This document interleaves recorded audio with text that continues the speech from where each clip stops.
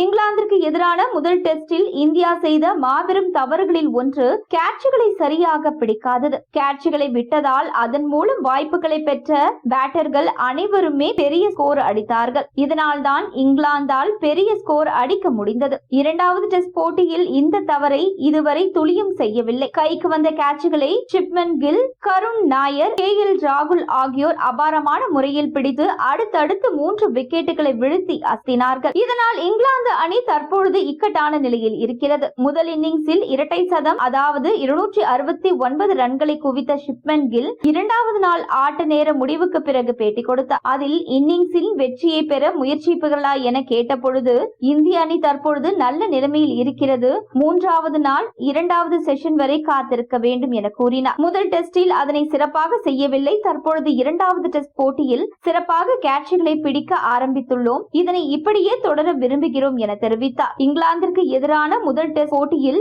இந்திய அணி 371 ரன்களை இலக்காக நிர்ணயித்தும் இறுதியில் தோல்வியை மட்டுமே சந்திக்க முடிந்தது என்பது குறிப்பிடத்தக்கது.